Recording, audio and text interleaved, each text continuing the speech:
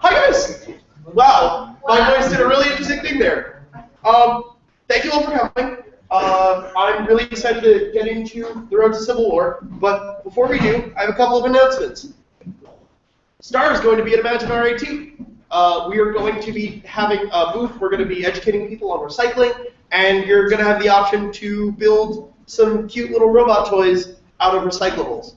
It's going to be a fun time. We don't know exactly where on campus we're going to be stationed yet. We will keep you guys informed. We'll put it on the Slack. We'll put it on the Facebook page and the Facebook group. We're also going to see Captain America Civil War. That's going to be the day before. That's going to be this Friday. We're going to see the 7:30 showing at Regal Henrietta 18. If you'd like a ride with us, you can show up at 5:30 in the SAU right in front of Nathan's, and we will shuttle you there.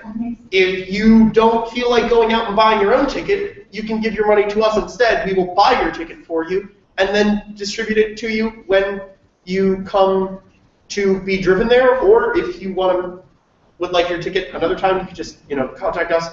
As Jenny very wildly raised her hand, you can talk to her after the meeting and buy a ticket. If you would like to instead buy something else, like, I don't know, a Star t-shirt, Cameron, stand up.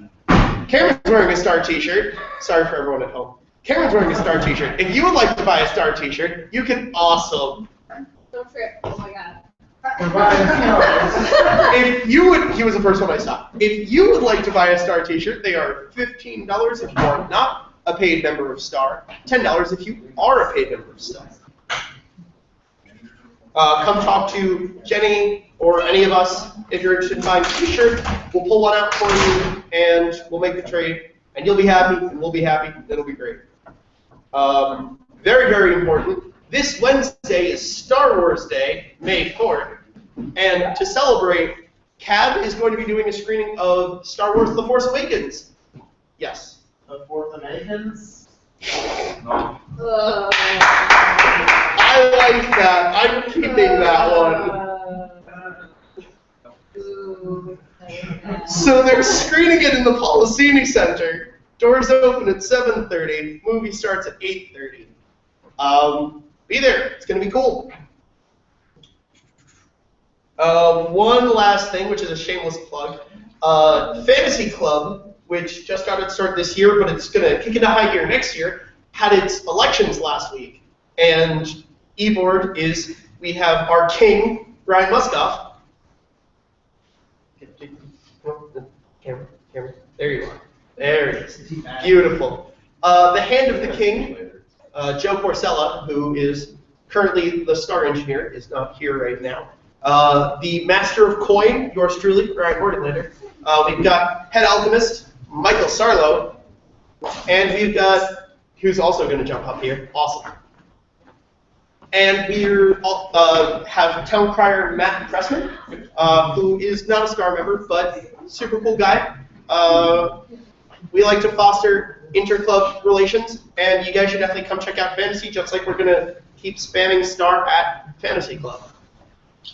Yes. You have what is your equivalent of visions, quest sizes? And do you have any quests that are for next year that we can look forward to? Not yet. Don't have a specific list. What we do have is an enormous whiteboard covered in fandoms and topics that people want to discuss. I know I want to run a meeting on Aetherpunk and also probably board games. And yeah, urban fantasy. So you can all look forward to that next year. And now that I'm done shamelessly pandering for the e-board I'm on next year, we're going to get back to the club I'm on e-board for this year. And with that, I'm going to pass it off to Ryan to talk to us about the Marvel Cinematic Universe. Hey guys. I'm Ryan. As you've probably heard a few times. Road to Civil War. Whose side are you on? Out of curiosity, before we start, who here is Team Iron Man? And who here is Team Cap? What about Team Spirit wearing stories? And on team, I mean, like, Who's seen Cap? Who's seen Iron Man? Everyone. Okay. Cool. So Cap is clearly the more popular choice, considering that that's his movie. Before we get started, I will be spoiling every Iron Man film, every Captain America film, all of the Avengers film, all of the marketing for Civil War, and Ant-Man. Oh no. Oh no, not Ant-Man. Just It's just a small bit. Alright, well, let's start from the top then. Iron Man's journey. Cheap trick and a cheesy one-liner. It's a favorite line from Iron Man 3. The first Iron Man movie. So we find Tony Stark in a place where he's not exactly trusting of the government, especially after weapons that he thought he was giving to the government ended up exploding in his face and nearly killing him. After coming back to the United States from being captured by the terrorists who used his weapons against him, he vowed to take his company out of the weapons industry and make them a green energy company instead. This didn't sit well with a lot of people, especially the government that he was had like hundreds of contracts for, paying him millions of dollars to give him weapons.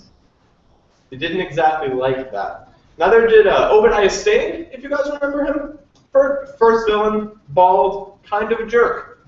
More on the side of the government in that movie. So we see Iron Man right here, kind of fighting against everything which he would come to stand for later on down the line. Boom. Iron Man 2. At this point, we see Iron Man is even further ingrained in his like genius, billionaire, playboy, philanthropist ways, to the point where he was in a senator meeting, in a hearing for them about the Iron Man suit and about regulating it, and he effectively just blows them off. He hacks into their presentation on national television and embarrasses them, not wanting anything to do with the government and government regulation of his technology for fear of it falling into the wrong hands, like in Iron Man 1. Now, as we move forward in the universe, we begin to see him change a little bit in a small movie called The Avengers. Tiny little film. It only made $1.5 billion. Nothing. And here we see, again, in the beginning of the movie, still hyper distrustful of S.H.I.E.L.D. He gets invited into S.H.I.E.L.D.'s top secret helicarrier, and one of the first things he does is plant a tracking device and a decrypting device on the ship within like 20 minutes of entering. He uses this to then decrypt S.H.I.E.L.D.'s files and find out that he wasn't entirely off base, as they are working on a weapons program called Phase 2, which is this weapon program which could threaten to do like irreparable damage to the world and its inhabitants. And so throughout the first 2 acts of the movie, we see him be staunchly in his ways for Iron Man 1 and 2.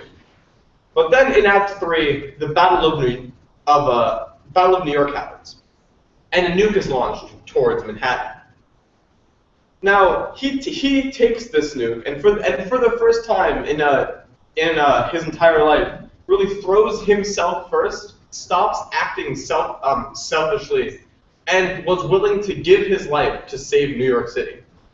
This is a big moment because of that, and also because when he goes through the wormhole to dispose of the nuke, he sees this gigantic alien fleet and says, "Oh my God, we have no idea what is coming." And this shakes him. This shakes him so hard that an entire movie is dedicated to the fallout of that. Iron Man 3. Now, some people do not like this movie. I love this movie. So, despite the twist with the Mandarin and all that, I still appreciate it for all of the development that it gave Tony Stark as a character. It develops all of his fears and then shows them kind of coming to light in the form of the Mandarin, somebody who has stolen weapons technology. He is eventually revealed to be the product of a think tank, revealed to be the product and preying on everything that he once stood for, shown by Killian creating him. Then, at the end of the movie, he finally he destroys his suits for Pepper, and he goes back and then says, and looks into himself and says, I need to change. And that's where we find him in Age of Ultron. Age of Ultron, yeah. So at this point, at the beginning of the movie, he has his viewpoint has shifted completely. His last venture in the Avengers has shown him that there are things that we can't even begin to comprehend that are out there. Gods, aliens, monsters, all of these things, and they are not prepared. And so as a result, he creates or reawakens an old wartime defense AI known as Ultron. Now, Ultron's rampant rage throughout the world shows him that him trying to bear the world on his shoulders, trying to create a suit of armor around the world, isn't going to work alone. He needs the help of his team, and more importantly, the help of the government as a whole. And at this point, by the end of Age of Ultron, we see that he has shifted completely from the billionaire playboy philanthropist who we found at the beginning of Iron Man 1 into somebody who is willing to sign over the Avengers, sign over his technology, sign over everything to government regulation. And that's where we will find him in Civil War. Now, he's not going this alone. Iron Man has a team behind him. Now, starting with Black Widow. Black Widow is not one of the two big characters that we are covering today, but I give her own slide because her journey is almost as interesting as either Cap's or Iron Man's. She starts out in an Iron Man movie, shown to be working for S.H.I.E.L.D., at which point she bounces into the Avengers and then into a Cap movie, Winter Soldier, where she is shown just like Cap, being betrayed by S.H.I.E.L.D. and everything she holds dear. Once again, losing her family, losing everything that she loves.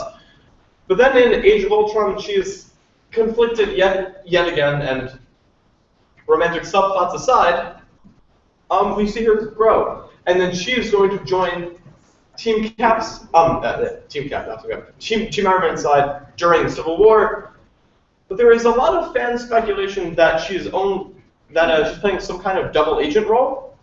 There's a lot of fan speculation that she might not actually be Team Iron Man, and I believe that if I had to pick one character who is in the movie who is an Avenger who would normally stay neutral, I would absolutely pick Black Widow. If she does turn out to be a double agent, then I don't think any of us will be surprised. But however, these two people, Vision and the War Machine, James Rhodes, are staunch defenders of Iron Man. Vision literally being created by him. That's his name. The Vision. Yes. Yeah. Why? Because he was Ultron's vision.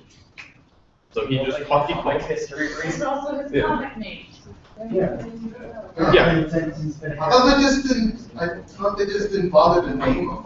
No, he's definitely a comic book character. Yeah, he's based on the comic book character Vision. Yeah. Which was guy in a robot. Guy dies. But Is that the same Vision that told I think.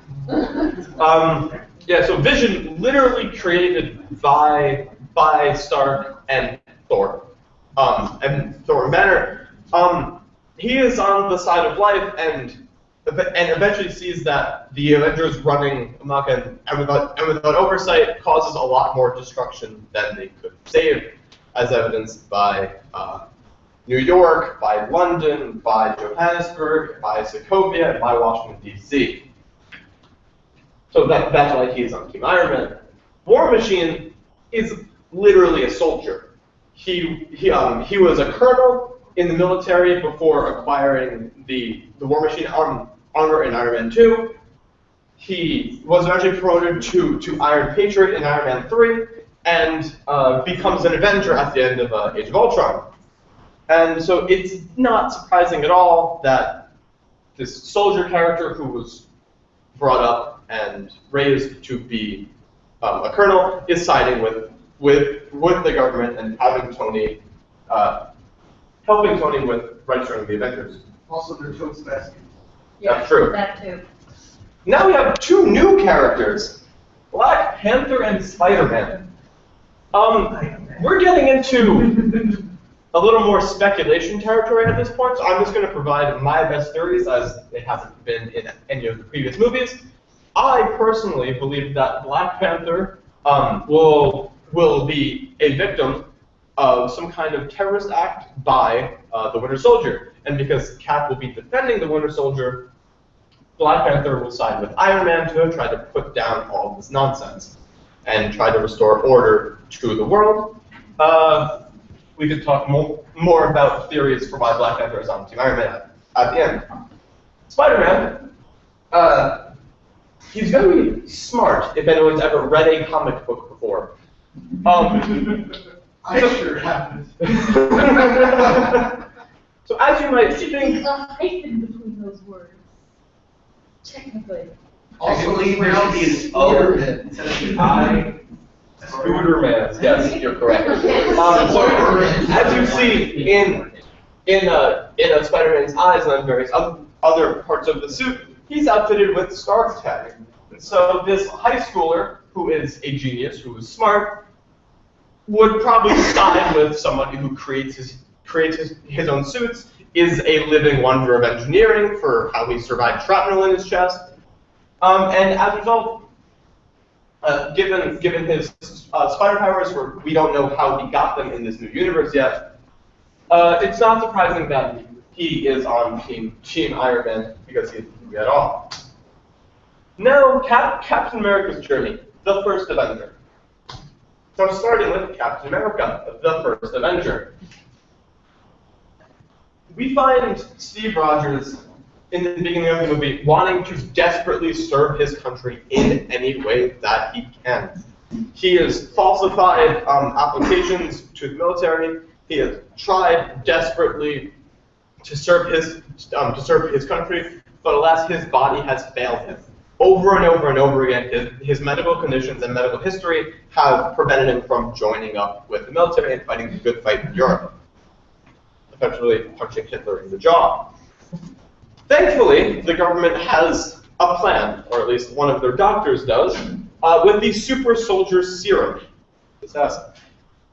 After receiving the super soldier serum, Cap goes out and then, with only one minor act of insubordination, acts as the perfect soldier, going around knocking down Hydra bases wherever he finds them, taking down the Red Skull, and effectively saving the entire world by making sure Red Skull's weaponry is not unleashed upon the world.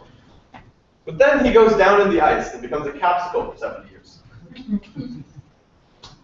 Then we see him again in small movie The Avengers, where he is woken up and then given the call to duty again by Nick Fury, who basically tells him the world's in danger again, we need your help. And so he joins up, goes, fights a good fight, and just generally functions as a good soldier until about the halfway mark in the movie, when the Phase 2 weapons are revealed by Stark. These Phase 2 weapons seem eerily familiar to Cap, who, from his perspective, not even 2-3 years ago, was fighting Nazis using very similar weaponry, which might accomplish a very similar thing if actually deployed. So at this point, Cap begins to doubt, to doubt the government, begins to lose faith, lose his unwavering super American faith that we all know and associate with Cap. After the Avengers, we find him doing his normal duties, listening to Fury in Captain America, the Winter Soldier. This is where shit gets whack. He just loses everything in this movie. He loses his friends, he loses his family, people turn on him, everything goes sideways. As Hydra, this age-old enemy which he thought was defeated, again, I came out of the ice and they told me we won. They didn't win. All of his sacrifices might have been in vain. Hydra had developed under S.H.I.E.L.D. this organization, his friends had helped found. Howard Stark, Peggy Carter helped found S.H.I.E.L.D. and Hydra befuddled it, destroyed it, ruined it. So as a result, Cap, by the end of Winter Soldier, is extremely distrustful of government and government intervention and government oversight. Side note, I find it particularly ironic that Project Oversight is the name of the project that Hydra was created, and Cap is, once again, in Civil War, literally fighting against government oversight. Avengers: Age of Ultron. So here, Cap, Iron Man, everybody going around, socking Hydra in the jaw, taking down bases, no real problems. It is implied that they might have encountered a few metas along the way, but no real issues. Avengers are doing good, doing well. And then Ultron gets released. Because Iron Man did not tell Cap and did not tell the rest of his team about this because he neglected to use teamwork, the world is once again turn on its side as this genocidal maniac computer program, computer virus, is tearing up the world, stealing money, stealing vibranium, destroying Johannesburg, destroying Sokovia, almost destroying the world. And Cap links this all back to Tony not telling his team, to Tony not putting it in the hands of the team and trying to take it all by himself. As a result, by the end of Avengers: Age of Ultron, Cap is more or less saying the only hands that are safe, or the safest hands are our own, not the government's, not yours, not mine, the team's. So there we have it. Cap, who only really trusts his team, Cap, who only really trusts the Avengers themselves, versus Iron Man, who believes that the team cannot be trusted with this level of power, cannot be trusted with this level of responsibility. Like Iron Man, Captain America is also bringing friends to this fight. So you see, Hawkeye and Agent 13. Man, he's really pulling out the big guns. Agent 13? Who's that? Spider-Man. This is Sharon Carter. That's from. Who is that? That's from. Agent Very 13. important. Trust me. Agents of. Very important. Who cares? Not. She's very important in the comics. She was in Winter Soldier. Yeah, she was in Winter Soldier. She was the neighbor in No, I mean her body. That's what Yeah. I'm sorry. If only we could get an Agents of S.H.I.E.L.D. character in one of these movies. The humans got kind of indefinitely canceled. So we'll see where that goes. Hopefully. So Hawkeye. Hawkeye is on Team Cap, I believe, because of his family during Age of Ultron. He's trying to defend his family, and if the government begins to regulate the Avengers, they would find out about that, and that's not what he wants. He wants to keep the people that he cares about safe. And also during Age of Ultron, bore witness to one of his newer friends, Quicksilver, get gunned down by Ultron by the creation of Tony Stark's negligence. That's what I think Hawkeye is on Team Cap. Sharon Carter, Agent 13, who is the niece of Peggy Carter, founder of S.H.I.E.L.D., or one of the founders of S.H.I.E.L.D., is on Team Cap because of the Hydra infiltration during Winter Soldier. She was a fierce defender of Captain America, pulling a gun on Brock Rumlow when Rumlow attempted to launch Project Oversight. Did I say oversight? I meant to say insight. It's okay. We all make mistakes. It's fine. So she was going and then trying to defend Cap from inside S.H.I.E.L.D. And as soon as Cap says Hydra isn't S.H.I.E.L.D., Hydra cannot be trusted, she stays defending S.H.I.E.L.D. and defending all its values until it all goes up in flames. Falcon and the Winter Soldier getting a little more power on their team, but still not as much as a guy with an infinity gem in his forehead. I think he just has a gun. And an arm. And like It's not even that cool. some super soldiers. It's fine. So Falcon is shown during Winter Soldier to be an ally of Captain America, taking him in when no one else would, being an ally when he lacked all others, when he was on the run from everyone. This guy, who he had only met twice, was risking his life for these two effective strangers, just at the drop of a hat. As a result, they have implicit trust between each other, and as Falcon says, I go where he goes, just slower. Winter Soldier, just like Cap, was frozen for the better part of the 70 years between First Avenger and Avengers, except for when he was woken up and then sent to assassinate people. Like Stark's parents.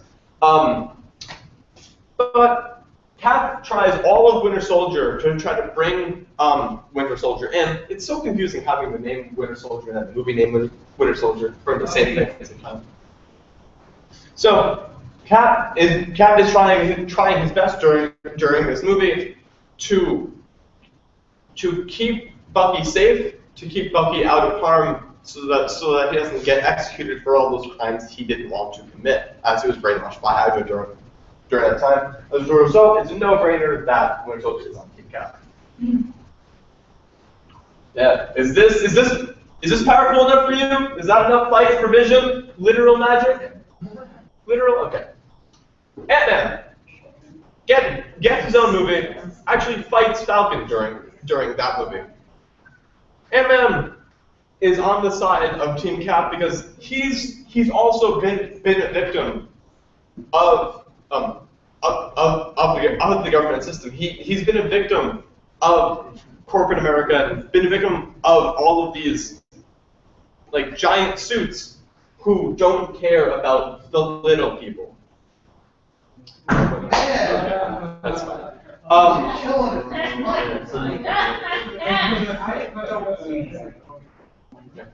I believe he's on the team because of the fact that he used to be a prisoner. He just wants to be a better person than corporate America. That's also a valid interpretation of movie. And the system that I was referring to wasn't just corporate America; it was also being in prison for 3 years, not seeing his daughter, preventing him from having a family. And so when the duty calls, Ant-Man jumps at the opportunity. Ant-Man loves Captain America and jumps on his side immediately. Does he jump on his shoulder? He jumped on someone's shoulder during the trailer, but he's doing that to try to disable somebody, not exactly give him a hug. Scarlet Witch, also a victim of Ultron during Avengers Age of Ultron. Scarlet Witch was tricked into believing Ultron only wanted to destroy the Avengers because she like her brother, had a misrepresentation of what the Avengers were. In addition to all of that, her parents and her community as a whole were killed by Stark weaponry before the events of any of the film sets. First Avenger. So it's really not surprising that Wanda would side with Captain America over Iron Man.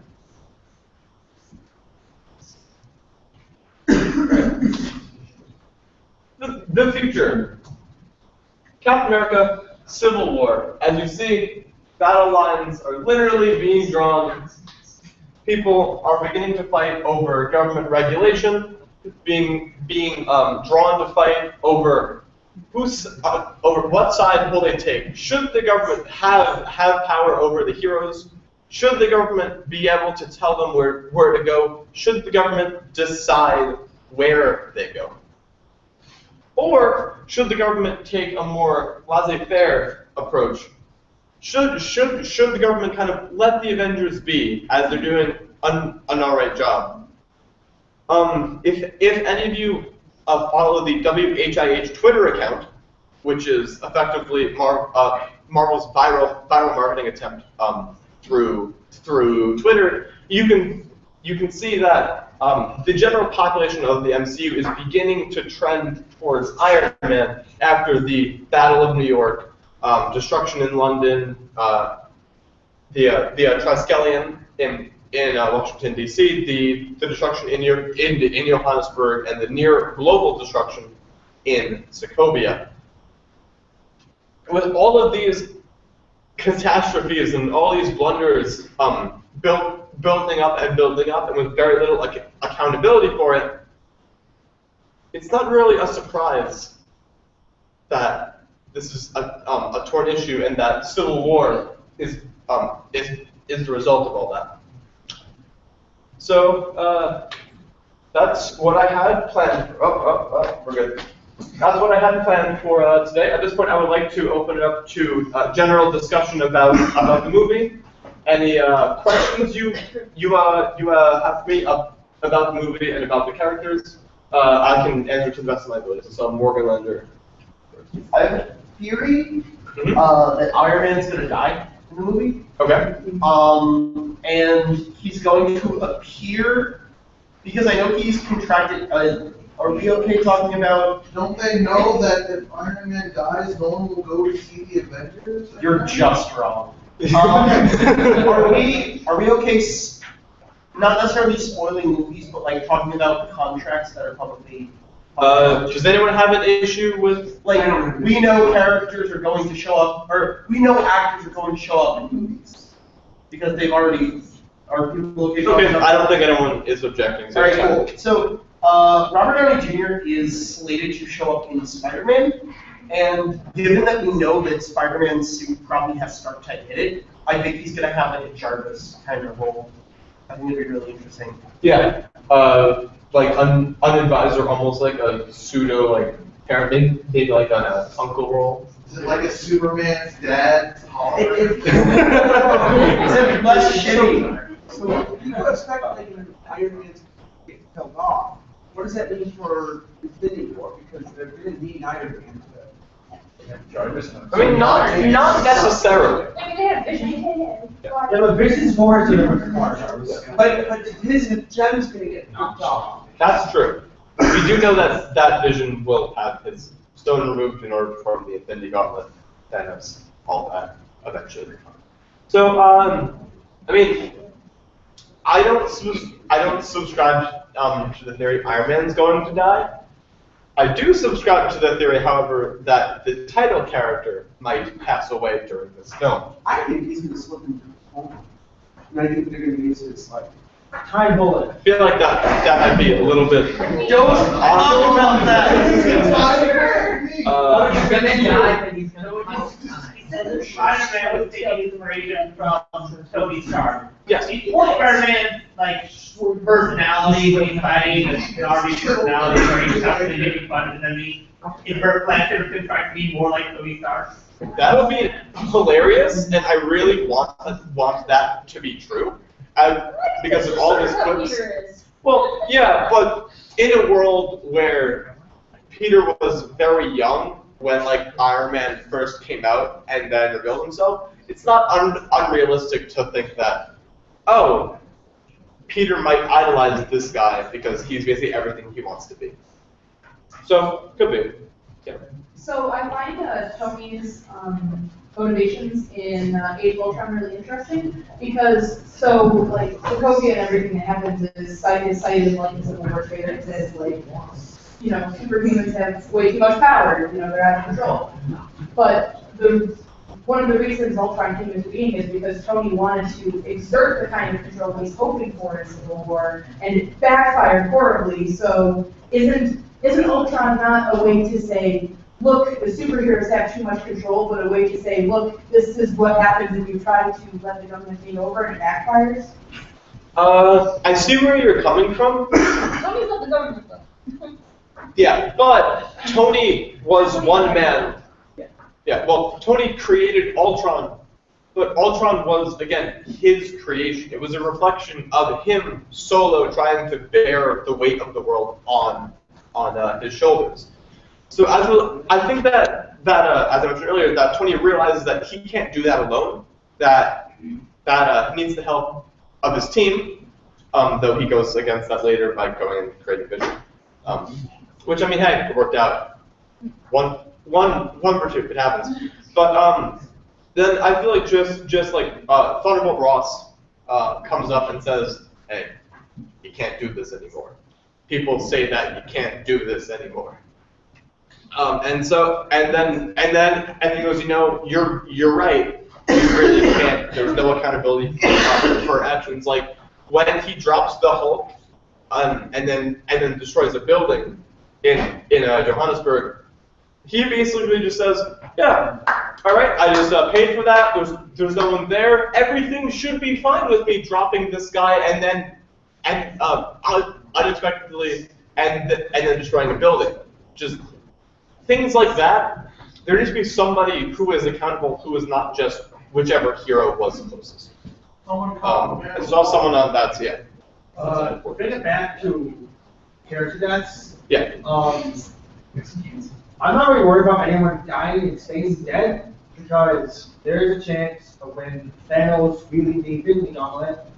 Thanos, as a character himself, is a cocky prick, and is like, oh, I want the most challenge I could possibly have. I'm gonna bring back everyone who's died. Yeah, And is that how next fingers everyone's alive because that's what the Feeling Gun can do. Because in the comic, he's trying to repress death, and so he kills half the universe. And then when Nebula gets hit, spoiler alert for a 20-year comic, but she reverses time to 24 hours earlier and brings back everyone who has been killed back to life. So with the Infinity Gauntlet, you can literally do anything you want. So I feel like people will be brought back, including maybe Quicksilver, including maybe whoever dies in this movie, or Thor, Ragnarok, or anyone really. Personally, I believe that like many of the heroes and like many of Even villains. villains. Ultron, I feel like because all those characters have been depowered compared to the comics, they're just simply not as strong as they are in the comics. Just like the movies are a little more believable. I think that maybe the Infinity Gauntlet's power will be downplayed compared to the comics, where he snaps his fingers and half of the life in the universe dies. That's my personal theory, but you could absolutely be right. I think that's what I would suggest. Yeah. So, kind of going back to our earlier conversation on control, in what way is the Registration Act is going to be the thing for Civil War? It's the Sokovia Accords. Yeah, Sokovia Accords. But in what ways I think it be different from creating Ultron in the first place, or Hydra trying to control everything in Cap 2? Yeah. It feels like this universe does not learn from the gigantic world-changing events that happen every fucking day. I feel like what you're speaking to right now is what a cap sees. I believe that a cap sees like this already happened. Like, how can you guys be so blind? Like, Yeah. I lived through this. I fought this. People died. People died because we gave the government too much power. Millions more people could have died if I didn't stop them. We can't do this again. But Tony Stark, on the other hand, had experienced the opposite journey, where no one was stopping him, no one was held accountable, and then as a result of those actions, other people died as well. So I feel like because of where the characters were when those movies happened, like Cap, though he saw the events of the Iron Man's happening, he was away. Like nobody was looking at Killian, Killian during Iron Man 3 was like runaway lack of control. It was a guy with a lot of money who brought a bunch of people together with no oversight, who said, "Go do whatever you want," and then created extremists, and then infiltrated the government, and then kidnapped Pepper, and then kidnapped the president. So to him, a lack of control might seem reckless, whereas to Cap, the lack of control might have saved lives. So I guess I understand that. It's just I feel like the big difference is how each of them is able to fund. Yeah. Because if viewed as part of that control, then yeah, Cap is the one who's clearly paying the right. But Tony sees that more as Ultron was something that they can superheroes and someone should stop. Yeah. Does it sound like Tony Stark doesn't have enough to build complex already? So what was, do you think like the Battle of New York like pushed Parker over the edge to become Spider-Man in this universe? Or do you think I think still the Spider-Man Spider-Man did that. Well, because we don't know Peter's origins yet, so we can only speculate. But assuming that they are well, yeah, we know. Spoilers! Yeah, but why is Batman Batman? Because the parents are dead! So I think that it's fair to assume that Peter grew up in New York City. So I think it's fair to assume that the events of the Avengers did personally affect him. So I think that maybe The aliens killed all of them. that did. Isn't Doesn't he have the like Queens and most majority of the writers of the Manhattan? Well, yeah, but I'm gonna get that's, that's not like that far. It's across across the destroyed. Yeah. So Actually, no, Queens is the furthest from Manhattan. yeah, it's still there. It's really not that It's far. still Manhattan. It's like 20 feet. Yeah, well, yeah. I'm just saying, his house probably wasn't destroyed. Yeah. But then He might have friends in Manhattan. School in Manhattan. So I feel like that the events of the Avengers could absolutely have affected Peter Parker. Sarlo, I think that you were next. Yeah. So I actually don't think Cap's gonna die in this movie because I think he can die in individual. Okay. Because I think it's his contract that says he's gonna do 3 Avengers, 3 Cap. So this would be their Cap and then get individual. So. The only thing is that Evans has been open to upping his contract. Evans has basically said, "I will keep playing Cap as long as Marvel wants me to be playing Cap." Give me money. Yeah. So, and now that Marvel Studios is no longer under Ike Perlmutter, I feel like saying that someone's contract is going to expire is not really a thing, considering how many times Robert Downey Jr. has re-upped his contract for Iron Man. Iron Man 3 was supposed to be his last movie, and then they upped it for Ultron, and then they upped it for Civil War, and then they upped it for Spider-Man. Well, outside of Infinity War. And then they re-upped it for a bunch of movies. So I think now that Marvel's a little more lenient with their budget, or at least for actors specifically, I feel like using contracts isn't as effective as it used to be. Well, it's also that I personally think that what's going to happen in Infinity War, part 1 at least, is the Avengers are going to fight Thanos and get screwed, like decimated basically, Yeah. like they're like destroyed, and then between part 1 and part 2, we're going to see like the other superhero movies, like them like building up again, and then the part 2 is actually going to be mainly new Avengers with like Scarlet Witch, Black Panther, Doctor Strange. Doctor Strange, and they're going to defeat Thanos, and maybe team up with you. I don't think Thanos has any dreams about it. So here's a question, because of Doctor Strange is coming soon. Yes. I have a feeling, and this is my gut feeling, there's going to be some spillover from this movie to that movie, unless China throws a fit and has them delay it completely. Well, I don't know if you read that article. they already appeased China by changing the. I read a different article saying that China's throwing a fit because of it's something to do with Tibet and all this bullshit. And Yeah, well, that's why they recast the ancient one as a white woman rather But than here's another so thing. Tibet. For Ragnarok, It's because China's a That's what huge they market. say. That's the reason they say. That's exactly Like, the it's a little bit complicated. that you were trying to want. They're the second largest, Yeah. the second largest market. I know, I'm just saying, it's fundamentally. I Probably think. important factor. Yeah. what do you think the end credit scene would be? Oh, We're not gonna play on Thanos, that's definitely. I have no I think idea. they will. They've done it so many Well, times they- already. But I think they're gonna do it in Ragnarok, because Ragnarok means doom and glory, like doomsday. Yeah. So. I definitely feel like Thanos is going to feature in one of the end credit scenes of Ragnarok and in Guardians. I do agree with you that that the Civil War end credit scenes won't involve Thanos. I feel like one of them will be setting up Parker's own movie to gather goodwill with Sony and just to get people hyped. Like, guys, this new Spider-Man movie is going to be so much better than the old ones. Please.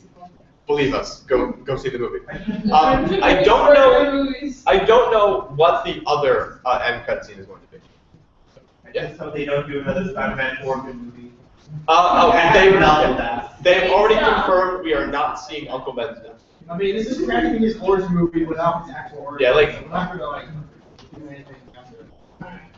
We all know how it happens. Like, Bit by a if you- spider, okay? If you look at this suit does not seem like the suit that a 15-year-old would come up with, especially with the like movable eyes and like how flexible it looks. The other one, so. So, I definitely feel like by the time the end of Civil War rolls, we will see Spider-Man being Spider-Man, and the first Spider-Man movie will not be an origin story; it'll be its own. What about the Guardians of the Galaxy? Go to the. What about the Guardians of the Galaxy? I want them now.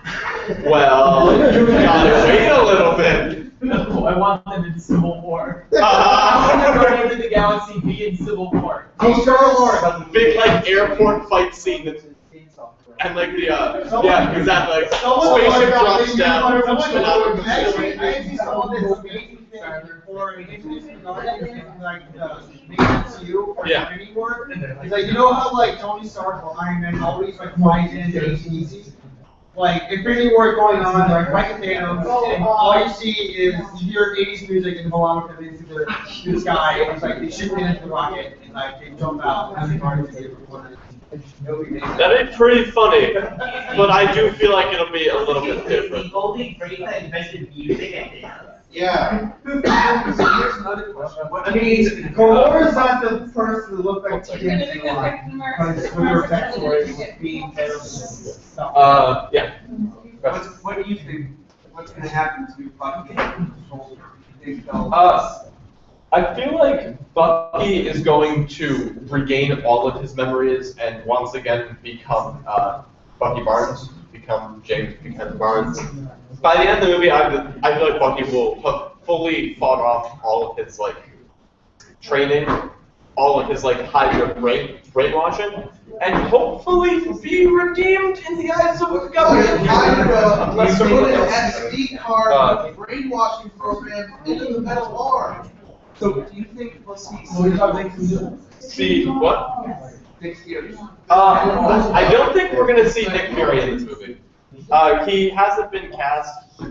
He hasn't. Yeah. No, He no, hasn't. but do you think he'll come back in the future as like? I Because guess right now Coulson is director of Shield. Yeah. I think they're just gonna be kind of like. as much as I would love and adore any type of reference from the movies to the TV shows, I have since given up hope. I am a hopeless soul. I love the TV shows, and I love how they reference the MCU, but I don't think it's gonna go the other way around. As for Fury showing up in some future movies, I definitely think that he'll be in some going forward because he's got he's an excellent actor and his character is really interesting.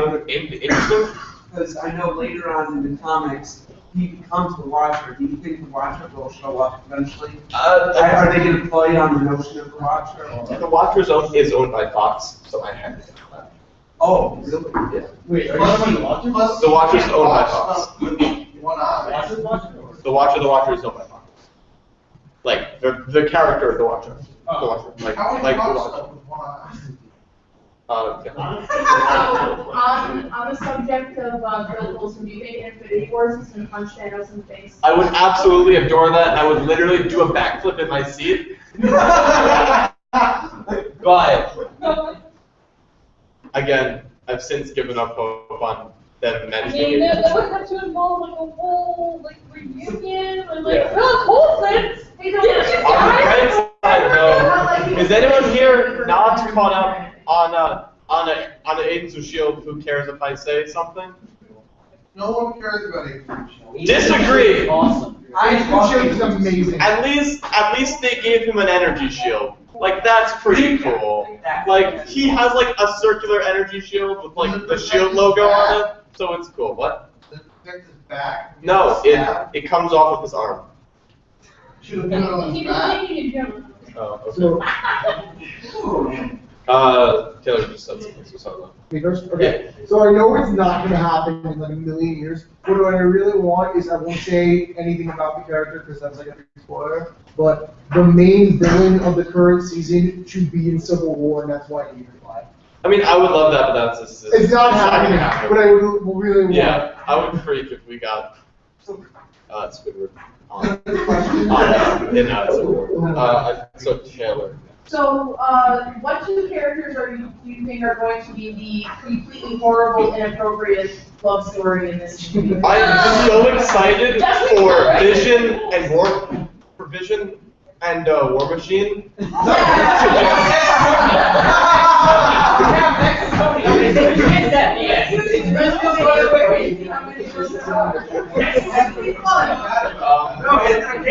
Taylor, it's already kind of confirmed that his vision started with America one. Yeah. Well, yeah, but allow us to joke. Here's a notion that I was thinking of. Sure. Could they extrapolate humans into sorority? What if they're going to try to incorporate the humans into I mean, they're not scrapping the next delayed indefinitely because they kept stuffing things into phase 3 that they just ran out of time. Because they added the new Ant-Man movie, they added the new Spider-Man movie, they added just like a whole bunch of things and like Yeah, no, this is not a movie or anything. well, we're getting Captain Marvel. We're getting Captain Marvel. Yeah, but that could be perspective. Keep on shoving more movies in there. I just want to be clear about this Captain Marvel. Yeah. No, wait, Shazam is the DC character. Never mind. Yeah. Yeah, we're not getting Shazam in the MCU. As hilarious as that would be. I love it. Yeah. Justice League vs. Avengers movie 2024 confirmed. Captain America broke out with Earth's mightiest war. Right, when's the Secret Wars coming out? Secret Warriors? Secret Wars. Oh, Secret Wars. Secret Wars? No, it's way too early to read the universe. Yeah, I don't think we need that right now. No, 2000 is like 2030. They're doing the Winter Secret Wars, not the one, they're not the Marvel one. When they get to the point where they want to make the origin stories again, then they'll do Secret Wars, and then they'll start over. They won't give They'll do it I think we're already going to get an infinite endless loop of Marvel movies, and I'm perfectly content with that. All right. So, if we're moving into the origin story, what comic story will be based on? One More Day? I don't really know too much Spider-Man except It's called Homecoming, so that's a possibility. Just name of the comic. but Yeah. not much happens in it. Yeah, I don't think it's going to be that. I think that that's just a reference. I feel like the villain's either going to be Mysterio, Vulture, or Kraven, because those are 3 big Spider-Man characters that they haven't used in any of the past 5 movies. I'm personally hoping for Mysterio, because I just love Mysterio. Yeah. Also, they use but- Kraven to change for Sprogo. But I would also accept Kraven as those 2. Vulture, I feel like would be fine. What particle as Doctor Strange? I mean, I feel like he's gonna do well in the role because he's good at playing like sarcastic, smart people, and Doctor Strange is a sarcastic, smart person. But what one was thinking? I mean, like I get like the big like joke around Benedict Cumberbatch, but he's still a fine actor. I feel like he's a good cast for Edward. Does Doctor Strange superpowers include cutting people in half with his cheekbone? Oh, snap! Probably not. Why do that magic? But I don't know, man. Infinity Stones, anything can happen.